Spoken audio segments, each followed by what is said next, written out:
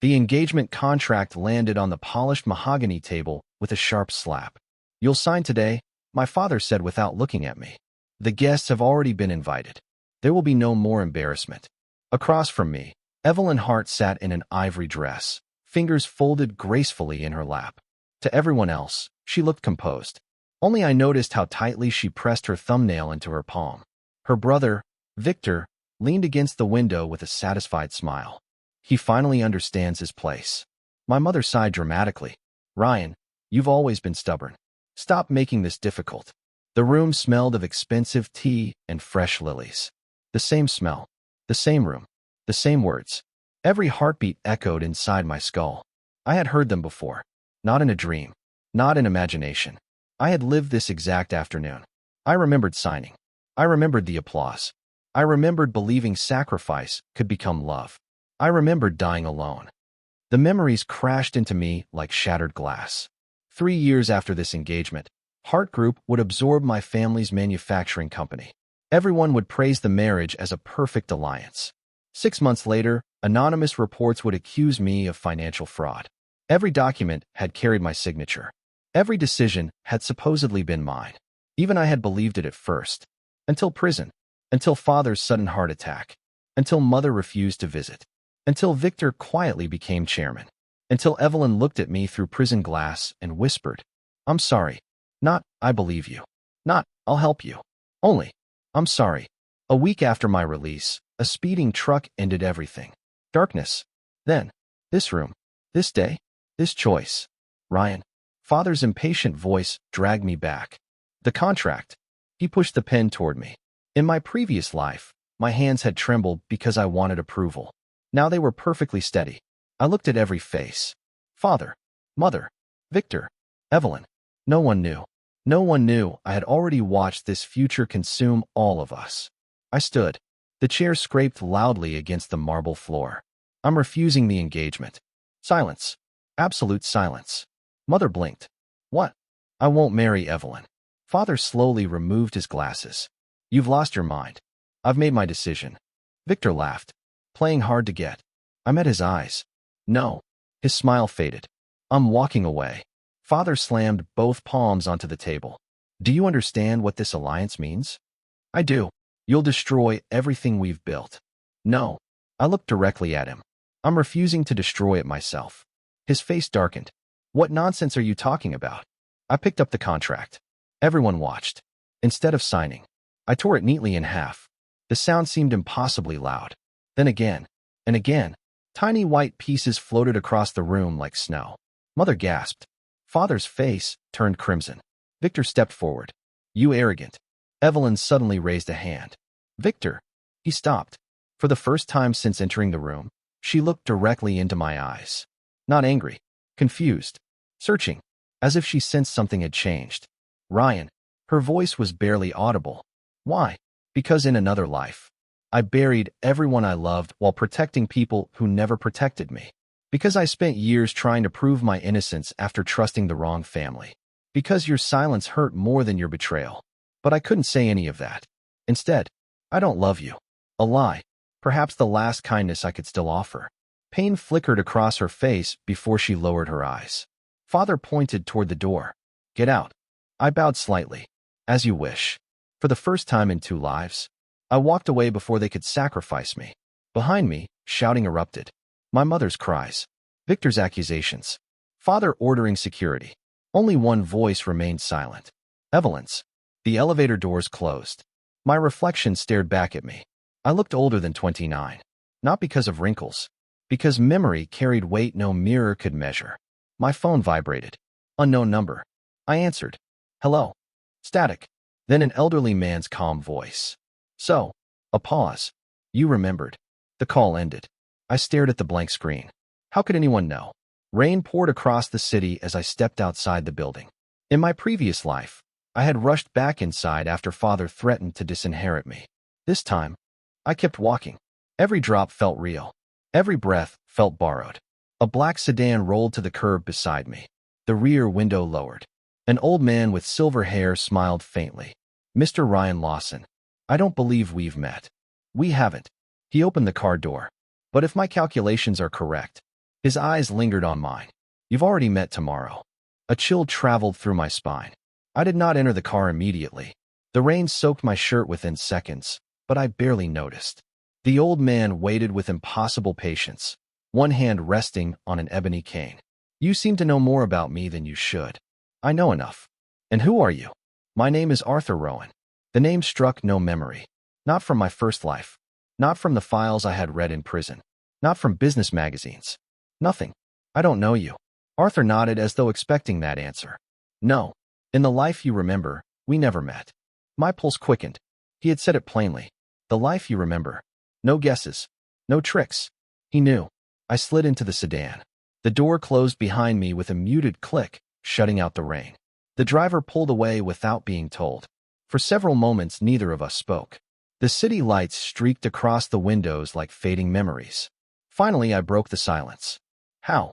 Arthur smiled faintly. The wrong question. Then what's the right one? What are you planning to do with the life you've been given? I looked away. I've only decided what I won't do. And that is, I won't carry other people's sins again. His expression softened. A wiser answer than revenge. I don't want revenge. No. He studied me carefully. You want the truth. The words settled heavily between us. Yes. Not punishment. Truth. Because in my last life there had been gaps, small, impossible gaps. Documents appeared that I had never signed. Witnesses changed testimony overnight. Evidence vanished from locked archives. Too many coincidences. Someone had been moving pieces behind the scenes. I had blamed Victor. Perhaps I still should. But memory alone was no proof. Arthur reached into his coat and placed a sealed envelope on the seat. Open it tomorrow. I frowned. Why not now? Because timing matters. I'm done trusting mysterious advice. As you should be. He didn't seem offended. If you open it today, you'll ignore it. Tomorrow, you'll understand. I picked up the envelope. Heavy. Unmarked. No sender. What's inside? The first lie. Before I could ask another question, the sedan slowed. We've arrived. Outside stood my apartment building. I hadn't given him the address. I looked back toward Arthur. You knew where I live. I know where you lived. The wording was deliberate. When I blinked, he added quietly. People who return often waste their second chance correcting small mistakes. And the smart ones. They discover the mistake wasn't where they thought. The driver opened my door. When I stepped onto the sidewalk and turned around, the sedan was already moving. Within seconds, it disappeared into traffic. My apartment was exactly as I remembered. The books. The untouched coffee mug. The stack of proposal drafts for the Hart merger. In my previous life, I had worked until dawn polishing those documents. This time I walked straight to the fireplace. One by one, I fed every proposal into the flames. Paper curled. Ink blackened. Months of work disappeared into ash. The fire reflected in the window. A phone call interrupted the silence. Father. I answered. You've embarrassed this family. I know. You'll apologize tomorrow. No. You think this is about pride? No. His breathing grew heavier. I've already informed the board that the engagement is proceeding. It isn't. You don't decide that. I already did. A long silence. Then his voice became cold. If you refuse this marriage, you'll remove me from the company. He stopped. How did you know? Because you did it before. I guessed. You have until tomorrow morning. The line went dead. I placed the phone face down. No anger. No panic. Only certainty. Outside, thunder rolled across the skyline. Someone knocked. 3 slow knocks. I opened the door. Evelyn stood there alone, umbrella dripping onto the hallway floor. She looked nothing like the elegant woman from the conference room. Her makeup had washed away in the rain. Her eyes were red. I only need 5 minutes, she said quietly. I shouldn't let you in. I know. Neither of us moved. Finally, I stepped aside. She entered without speaking. The apartment felt strangely small. She looked around before turning toward me. Did I do something wrong? The question hurt far more than accusation would have. In another life, I would have answered immediately. Now I chose every word carefully. This isn't about something you did. Then why refuse me? Because I watched you choose silence while my world collapsed. Because your apology came years too late. Because I still don't know whether you were trapped or complicit. Instead, I asked, if everyone around you insisted a man was guilty, would you believe them? She frowned. That depends. On what? She met my eyes. Whether I trusted him. Neither of us spoke. The rain tapped softly against the windows. At last she whispered, "I wish you'd trusted me enough to tell me what frightened you today." Before I could answer, the lights flickered, then went out. The apartment fell into darkness. My phone vibrated again. Unknown number.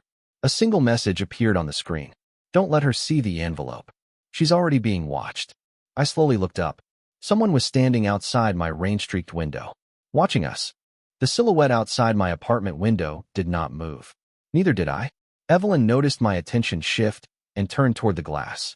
"What is it?" "Stay where you are." She frowned. "Ryan." I crossed the living room slowly, every instinct warning me not to rush.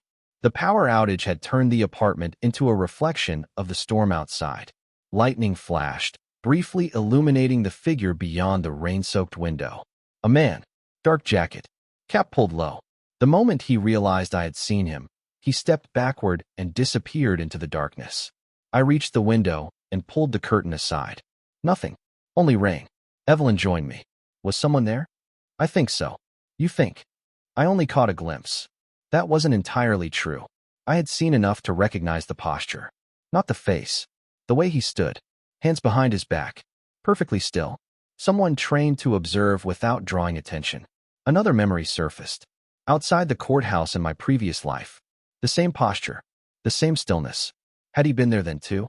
The lights returned a moment later. Evelyn looked relieved. "I'll call security." "No." She blinked. "Why not? If someone was watching, they've already left." She studied me carefully. "You've been acting like you know something terrible is coming." I forced a calm smile. "Would you believe me if I said I had a bad feeling?" "No." Her answer was immediate. "I believe there's something you're refusing to tell me." She had always been perceptive. That had never changed. "I can't explain. Or you won't." I looked away. "There are things I need to confirm first." She stepped closer. "So this marriage, it's over?" She closed her eyes briefly. "When did you stop loving me?" I didn't answer that question. "You avoided it." "So did you." Her brows knitted together. "What have I avoided? Have you ever questioned your brother?" Silence. She stared at me as if the question itself were offensive. "Victor has flaws." "That's not what I asked." She hesitated, then quietly said, "No." I nodded once. "That's exactly why I can't marry you." Pain spread across her face. Not dramatic, not theatrical, just quiet disappointment. "You think I'd choose him over you. I think you've never imagined needing to choose." She had no reply. After several long seconds, she walked toward the door. "If you change your mind." "I won't." She stopped with one hand on the handle. "I hope whatever frightened you today," her voice almost broke, "doesn't leave you completely alone." The door closed softly behind her. I remained standing for several minutes. Not because I doubted my decision, because in both lives, walking away from her still hurt. Morning arrived with relentless headlines. Lawson, heart engagement canceled. Business alliance in crisis. Air refuses billion-dollar marriage. My phone buzzed endlessly. Friends, executives, journalists. I ignored them all. At exactly 9 o'clock, another call came. "Arthur Rowan. You waited until today?" "Yes." "Good. What's in the envelope?" "You'll know in 5 minutes." The line disconnected. I opened the envelope. Inside were 3 photographs. The first showed my father shaking hands with an unfamiliar woman. The second showed Victor entering an underground parking garage at midnight. The third froze my breath. It was me, standing outside my office. Date stamped. 3 months from now. Impossible. Someone had photographed an event that had not yet happened. On the back was a handwritten sentence. "This is where they replace you." My apartment buzzer rang. This time it wasn't Evelyn. It was Daniel Wu, my oldest friend. In my previous life, the only person who had testified in my defense. The only one no one believed. I opened the door. He grinned. "Heard you detonated your own engagement." "I suppose I did." Daniel laughed before noticing my expression. "You look like you've seen a ghost." "Maybe I have." He entered without waiting. "You skipped the office." "I'm not going back." "You quit." I wasn't given the chance. As if on cue, my phone vibrated. "Father." One sentence. "Your access to Lawson Industries has been revoked." Exactly as before. Except, this time it happened 1 day earlier. Daniel whistled. "That's harsh." I expected it. He looked at me strangely. "Since when?" I folded the message away. "Since yesterday." Daniel sat opposite me. "So what now?" I looked at the burning remains of the merger documents inside the fireplace. For the first time, I said quietly, I stopped saving everyone else. Daniel leaned back, studying me with unusual seriousness. I've known you for 12 years. So, you've never said something like that. I mean it. He folded his arms. Then explain. I wanted to. Instead, I asked a different question. If Lawson Industries collapsed tomorrow? He laughed. Impossible. Answer anyway. His smile faded. I'd find another job. And my family? They'd survive. Would they? Daniel didn't answer immediately. They've always relied on you. Exactly. Too much. In my previous life, every crisis had somehow become my responsibility. Every failed negotiation. Every legal dispute. Every investor meeting. When something went wrong, I fixed it. When something succeeded, someone else accepted the praise. Not anymore. By noon, social media had turned me into the villain. Irresponsible son. Commitment-phobic executive. Future chairman runs away. Most articles quoted anonymous insiders. One line stood out. Sources close to the Hart family claim Ryan Lawson feared he was unworthy of Evelyn Hart. I almost laughed. Victor. Only he would weaponize humiliation so elegantly. Daniel looked over my shoulder. You're not responding? No. They're destroying your reputation. They've only begun. You sound certain. I am. He rubbed his temples. I don't understand you today. You don't have to. That afternoon, I visited Lawson Industries for the last time. Security stopped me before I reached the lobby. I'm sorry, Mr. Lawson. The young guard looked genuinely uncomfortable. My orders are clear. I know. He lowered his voice. I don't think this is right. It's not your decision. I handed over my access card. The plastic felt strangely light. 3 years ago, losing it would have shattered me. Today, it felt like setting down a burden. As I turned to leave, someone called my name. Ryan. Chief Financial Officer Helen Brooks hurried across the lobby. She had mentored me since my first year. Unlike everyone else, she looked angry. Not at me. Your father refused to listen. I expected that. She glanced toward the elevators before lowering her voice.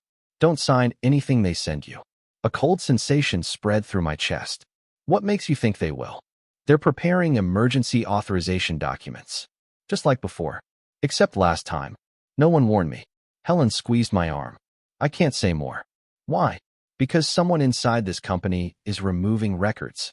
My heartbeat slowed. Not with fear. Recognition. It had already begun. She stepped back before anyone noticed us talking. Take care of yourself. You too. As I walked away from the building, I didn't look back.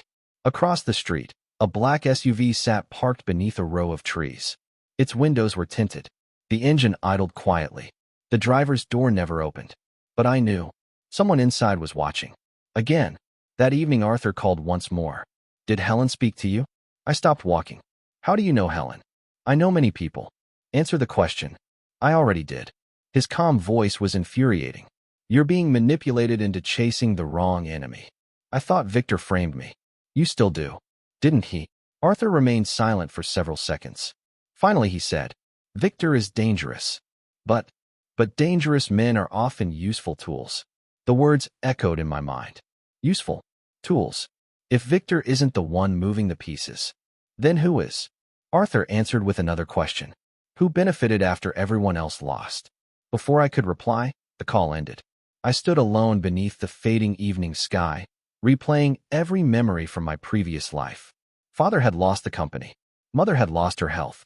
I had lost everything. Victor became chairman. But less than a year later, even he disappeared from public view. At the time, I had assumed he escaped overseas. Now, for the first time, I wondered whether Victor had also been discarded after serving his purpose. Someone had built a game far larger than I had ever imagined. And somewhere inside that game, the truth was waiting. The rain had finally stopped. By sunrise, the city looked washed clean, but my thoughts were anything but. Arthur's final question lingered. Who benefited after everyone else lost? In my previous life, I had been too consumed by survival to ask it. I had blamed Victor because he was the most visible winner. Now that I replayed every event, uncomfortable details surfaced. Victor became chairman. Yet less than a year later, Lawson Industries had been sold for far below its market value. The buyer? A private investment firm that had appeared out of nowhere. I had never looked beyond that. Now I intended to. Daniel arrived carrying 2 cups of coffee. You haven't slept. I've been thinking. That's usually dangerous. I accepted the coffee. I need your help. He smiled. Finally, I need everything you can find about Blackstone Capital. His smile disappeared. The investment firm? You know them? They've been buying struggling companies for years. I want everything. Daniel frowned. They're private. Information won't be easy. I know. He hesitated. Ryan, what exactly are you chasing? The person who never appeared on stage.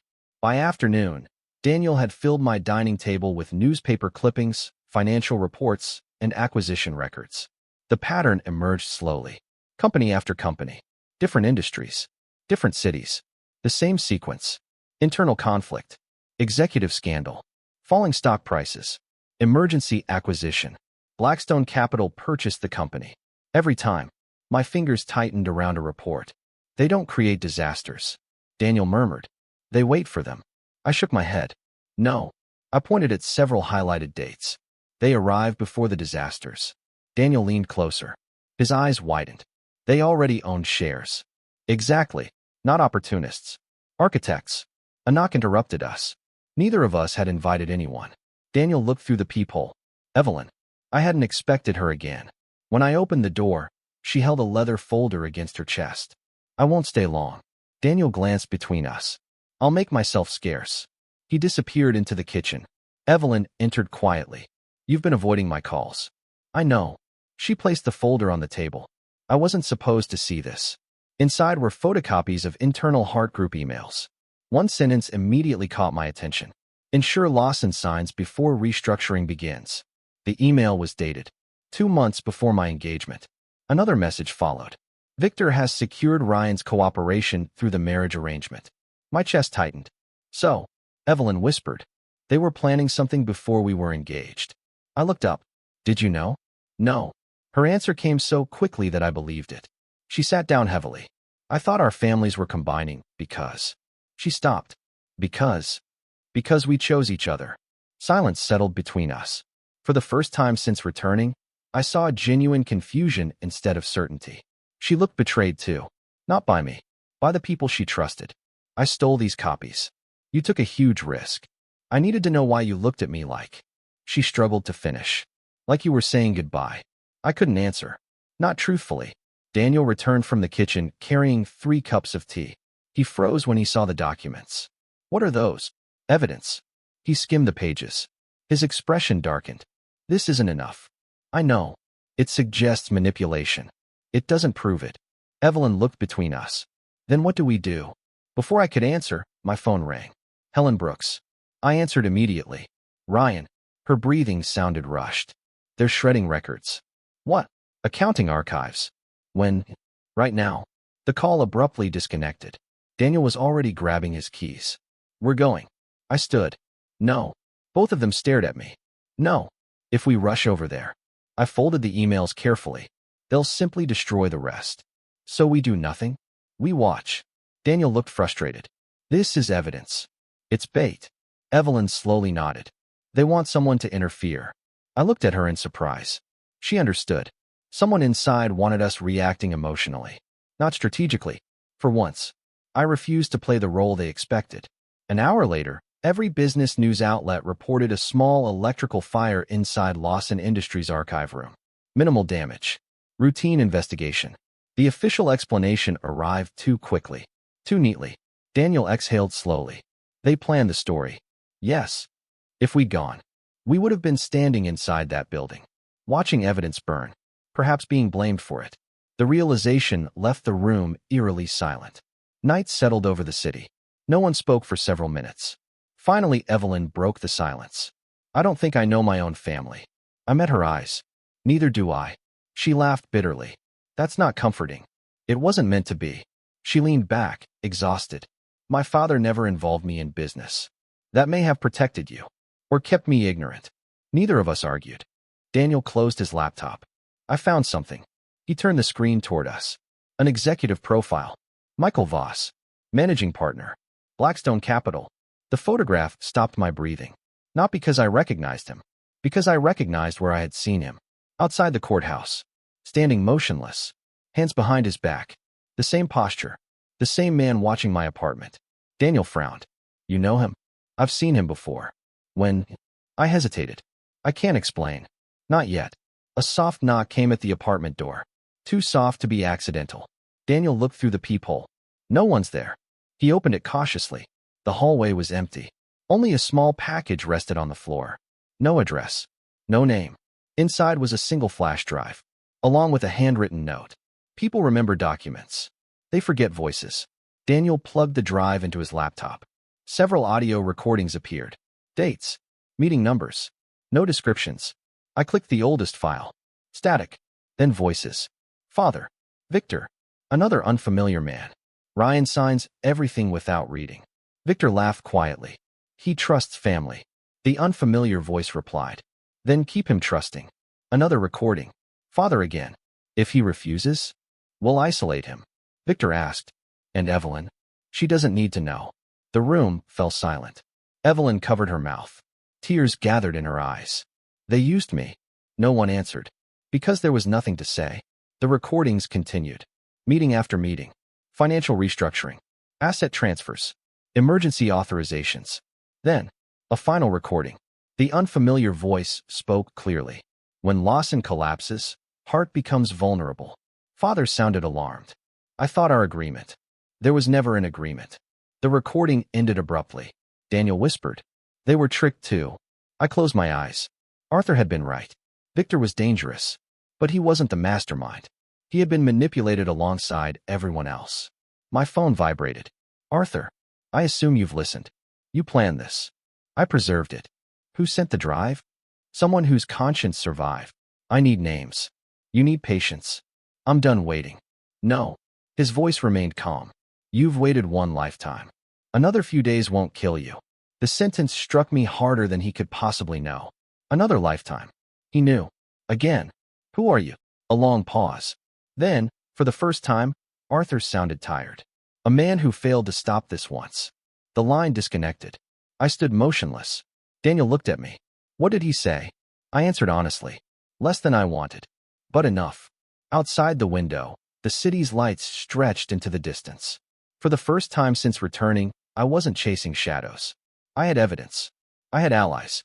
And somewhere beyond the carefully constructed lies, the real architect finally had a face. Michael Voss. But even as his name settled into my thoughts, a question refused to disappear. If Voss had manipulated both families, who had manipulated him? The morning sunlight spilled across my apartment, but none of us had slept. Daniel sat at the dining table, surrounded by printed transcripts from the recordings. Evelyn stared silently out the window, a mug of untouched tea growing cold in her hands. I reread Arthur's final words. A man who failed to stop this once. There was more behind that sentence than he had admitted. But until he chose to explain, speculation would only waste time. Facts first. Questions later. At 9 o'clock, Helen Brooks arrived. She locked the apartment door behind her before speaking. I shouldn't be here. You came anyway. They're preparing the board meeting. I looked up. What board meeting? She slid a confidential agenda across the table. Emergency vote. Transfer of executive authority. My name appeared several times. Every resolution required my signature. Every signature line was blank, just like my previous life. Only this time, I had never signed. Daniel scanned the pages. They're planning to use forged documents. Helen nodded. They've already submitted copies to the legal department. Evelyn's face turned pale. Can they really do that? They can try. I slowly closed the folder. They're rushing. Helen frowned. What makes you think that? They've lost control. In my first life, everything had unfolded over months. Now events were happening almost weekly. Someone had accelerated the timetable, which meant someone was becoming desperate. My phone buzzed. An unknown number. This time I answered without hesitation. Mr. Lawson. The voice belonged to Michael Voss. Smooth. Measured. As emotionless as polished steel. I've heard you've become difficult. I've heard you're good at buying ruined companies. A brief chuckle. I prefer creating opportunities. Is that what you call destroying families? Families destroy themselves. His confidence was unsettling. I'd like to meet. So would I. Tonight. I'll choose the location. No. His tone hardened slightly. I already have. The call ended. Daniel looked at me. Him. Yes. You're not going. I am. It's obviously a trap. Probably. Helen agreed. He has lawyers, politicians, investors. I know. Evelyn stepped forward. Then why? I met her eyes. Because predators don't invite prey. She frowned. What do you mean? They invite people they think they've already defeated. The restaurant overlooked the river. Private. Elegant. Every table separated by tall wooden partitions. Exactly the kind of place where important conversations disappeared into expensive silence. Michael Voss was already waiting. Gray suit. Silver tie. Perfect posture. The same man from my memories.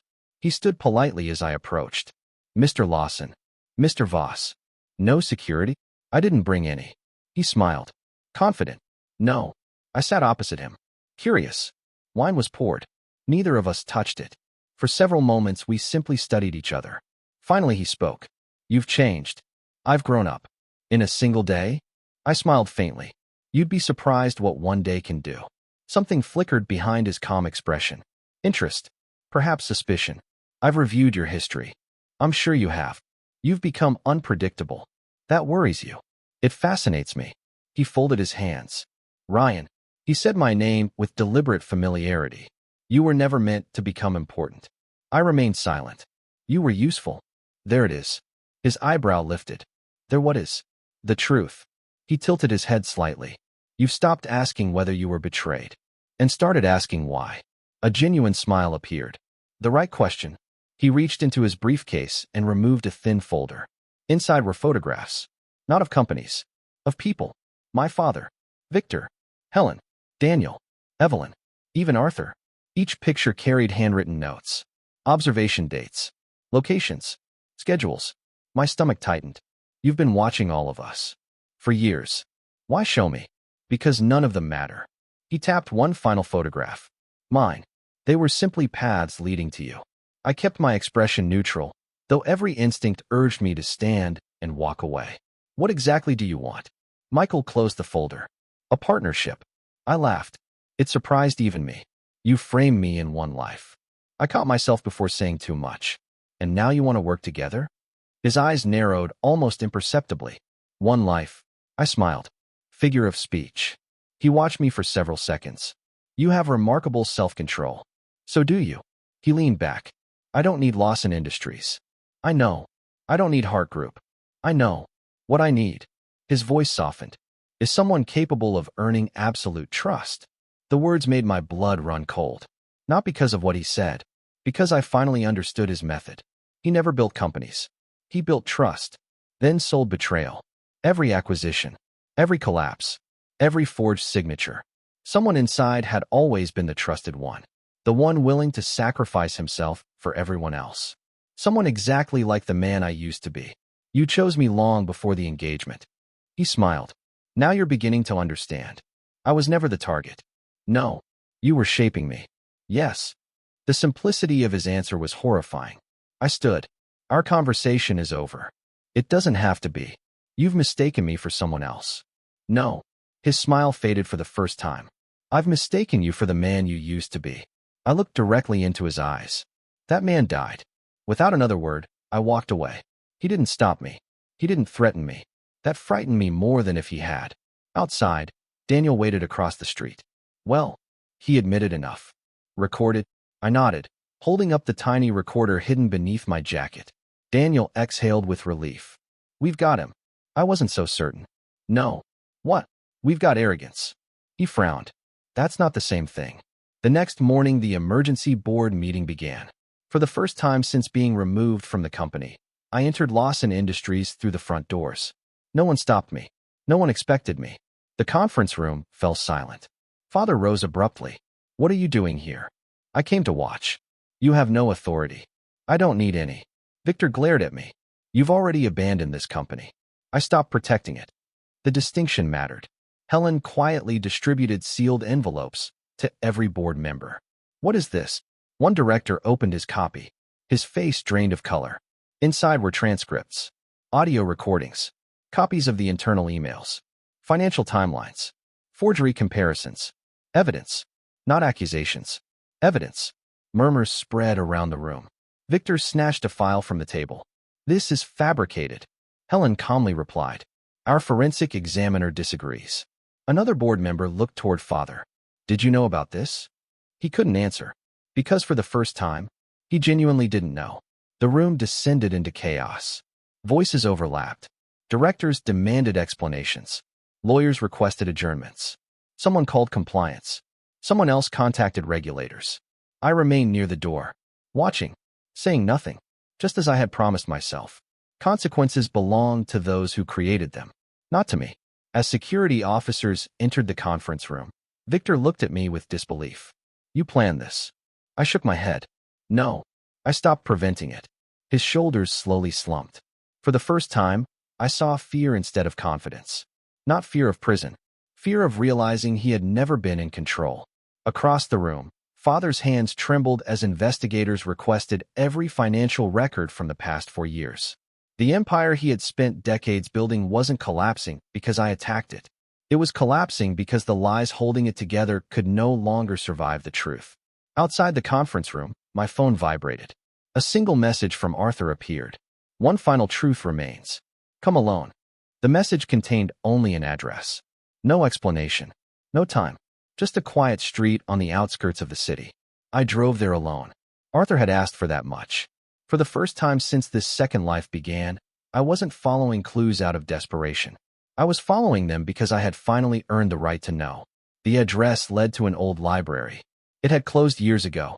The building stood untouched, its stone walls weathered but dignified. Arthur was waiting inside. He had already lit a small reading lamp. Dust floated lazily through the warm light. You came. You knew I would. I hoped. That single word sounded heavier than anything he had said before. Hope, not certainty. I sat across from him.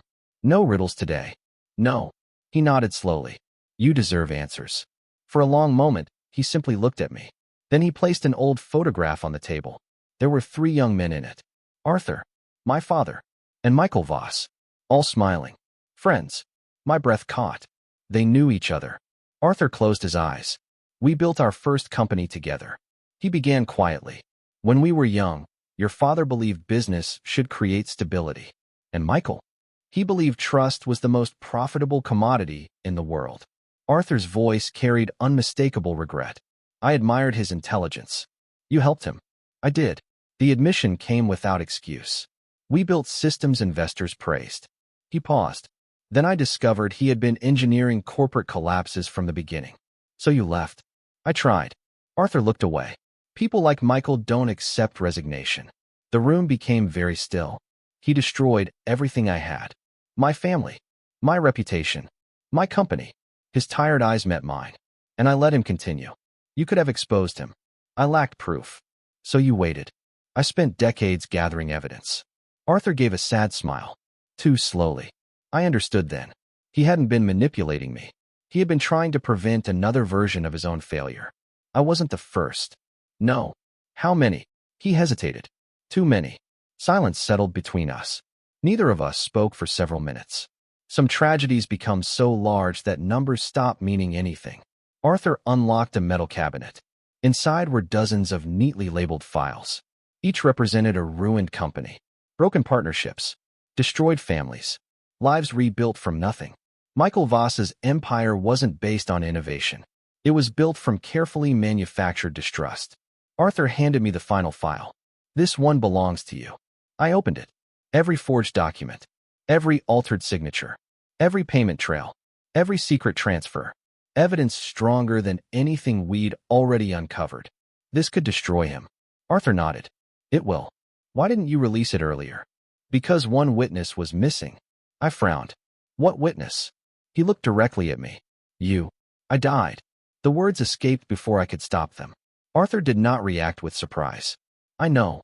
You believe me? I don't need belief. His answer was calm. I've watched impossible things happen for 40 years. I searched his face. Did you? The question felt absurd. Did you ever live twice? He smiled sadly. No. Then how can you know? Because after every great tragedy. He tapped the file gently.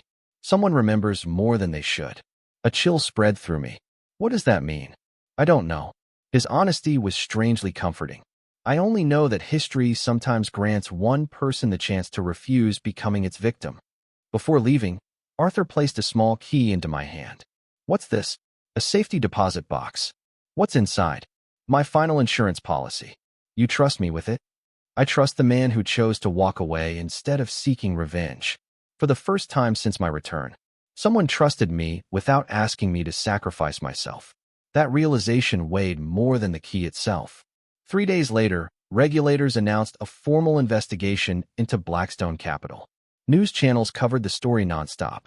The leaked recordings, the forged documents, the suspicious acquisitions. Public opinion shifted almost overnight. Michael Voss remained silent. Until the press conference. Reporters filled the hall. Cameras flashed relentlessly. Michael stood behind the podium, composed as ever. He denied everything. The allegations are politically motivated. The recordings have been manipulated. My company has always acted within the law. Confident, precise, untouchable. Then the doors opened. Arthur walked in. Beside him, former executives from companies Blackstone had acquired over the past 20 years. One after another. Not strangers. Witnesses. People who had remained silent for decades. Not because they lacked courage. Because they had believed no one would listen. Today, they no longer stood alone. Arthur placed the final file before investigators. I have been waiting 26 years to submit this. The room erupted. Questions flew from every direction. Michael's confidence finally cracked. Only for a second, but I saw it. Fear. Real fear. The investigation lasted months. I stayed away from television interviews. I declined requests to become the public face of the scandal. Daniel didn't understand. You could rebuild your reputation overnight. I don't need to. They called you a criminal. I know. Doesn't that bother you? It used to. I smiled quietly. Peace is worth more than public approval. He stared at me for a moment before laughing. You've become impossible to argue with. Lawson Industries entered restructuring. Several directors resigned. Father stepped down voluntarily before criminal charges could be considered. He requested to see me. We met in a quiet hospital garden. He looked years older. I failed. You did. He accepted the answer without anger. I thought protecting the company meant protecting the family. It became the opposite. He nodded slowly. I don't expect forgiveness. I know. He looked at the autumn leaves drifting across the path. I kept asking why you changed. He turned toward me. I never considered that perhaps. His voice trembled. You finally stopped carrying burdens that belonged to me. Neither of us cried. Some grief grows too old for tears. When I stood to leave, he spoke one last time. I'm proud of the man you became. For years, I had wanted to hear those words. Now, they no longer define me. I hope one day. I replied quietly. You're proud of yourself for different reasons. I walked away without looking back. Not because I hated him. Because our future no longer depended on our past. That evening, I met Daniel and Helen at a small neighborhood cafe. No board meetings. No lawyers. No reporters. Just ordinary conversation. For the first time in either life. Ordinary felt extraordinary. As laughter filled the table, my phone vibrated. A news alert appeared. Michael Voss arrested following multi-agency investigation. I locked the screen without opening the article. Daniel noticed. You're not going to read it? I smiled. I already know how that story ends. The weight I had carried across 2 lifetimes finally lifted. For the first time, I wasn't surviving. I was living. Winter arrived quietly. Snow settled over the city without asking anyone's permission, covering rooftops, sidewalks, and old scars with the same gentle patience. For the first time in years, perhaps in 2 lives, I woke without immediately searching for danger. There were no emergency board meetings. No anonymous accusations. No desperate phone calls demanding I solve someone else's crisis. Silence had become peaceful instead of threatening. It was still unfamiliar. 3 months after Michael Voss's arrest, the trial began. Unlike the sensational headlines that had once followed my downfall, this courtroom felt strangely restrained. There were no dramatic speeches. Only evidence. Thousands of pages. Dozens of witnesses. Years of carefully hidden transactions laid bare. I wasn't called during the first week, nor the second. When my name finally appeared on the witness schedule, reporters crowded the courthouse entrance. Microphones were thrust toward me. Mr. Lawson, do you want revenge? Do you blame your former fiancé? Did your father betray you? I stopped walking. For a brief moment, the cameras fell silent. I didn't come here for revenge. Someone shouted. Then why are you testifying? I answered honestly. Because truth shouldn't depend on who survives long enough to tell it. Nothing more. I walked inside. The courtroom was colder than I remembered. Not physically, Emotionally, Michael Voss sat at the defense table wearing the same calm expression he had shown during our dinner. Only his eyes had changed. They no longer measured people.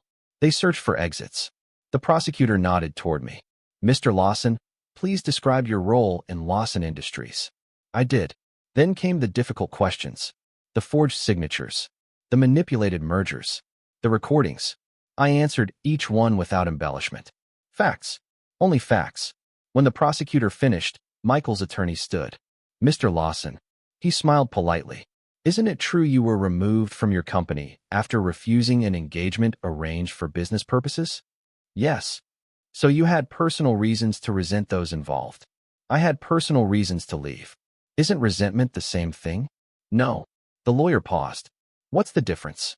I looked toward the jury. Resentment keeps you chained to the people who hurt you. The courtroom became perfectly still.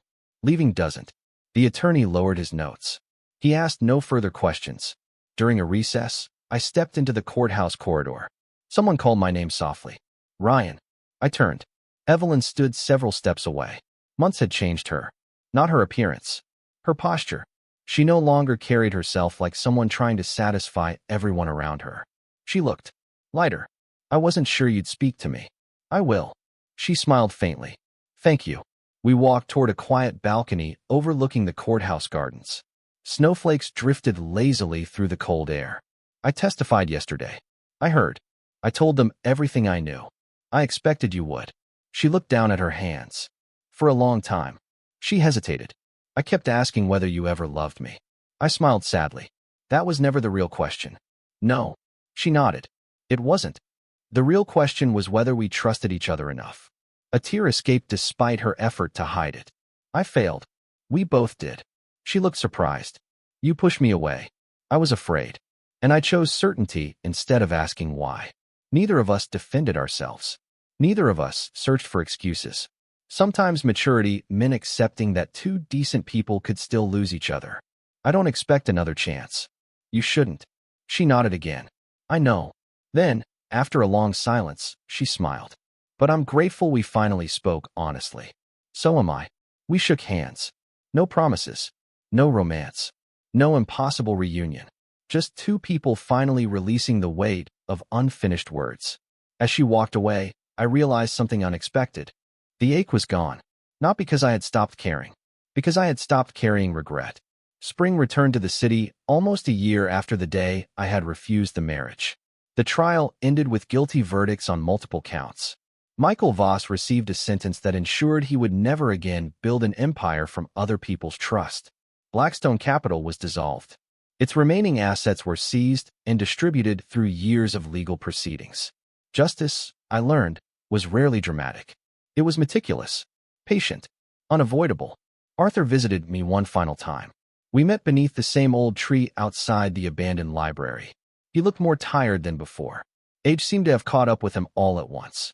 You finished what I couldn't. We finished it. He smiled. You're kinder than I deserve. You gave me the truth. I gave you a choice. He reached into his coat and handed me the photograph of the three young partners. Arthur. My father. Michael. This belongs to you now. I don't want to remember him. You shouldn't. Arthur's eyes rested on the picture. But you should remember how easily ambition becomes justification. I folded the photograph carefully. I will. He stood with some effort, leaning on his cane. There's one last question you've never asked. I looked at him curiously. Which one? Why you were given another chance. I waited. He chuckled softly. I'm afraid I still don't know. We both laughed.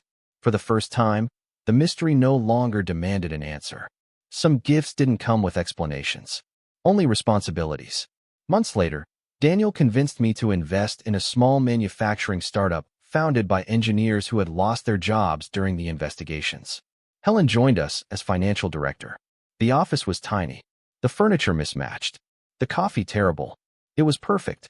Nobody expected miracles. Nobody treated trust as a currency to be exploited. We built slowly. Carefully. Honestly. Every contract was read. Every disagreement discussed openly. Progress came without shortcuts. It also came without fear. One evening, after everyone had gone home, I remained alone in the office. The city lights shimmered beyond the windows. I unlocked Arthur's old safety deposit box one last time. Inside lay a handwritten letter. Only one sentence. A second life is not given to rewrite the past. It is given to choose who you become when the past no longer controls you. I folded the letter and placed it back inside. Outside, my phone rang. Daniel, don't tell me you're still working. I'm locking up. Helen ordered dinner. I suppose arguing with her is impossible. It always was. I laughed. I'll be there. As I turned off the office lights, my reflection appeared briefly in the darkened window. A year ago, I had seen a man haunted by memories. Now I saw someone else. Not a victim, not a hero, just a man who had finally learned that walking away from a poisoned path was not surrender. It was courage. I stepped outside. The night air was cool. The future stretched ahead without certainty, without guarantees, and without the burden of reliving yesterday. For the first time in 2 lives, that was enough.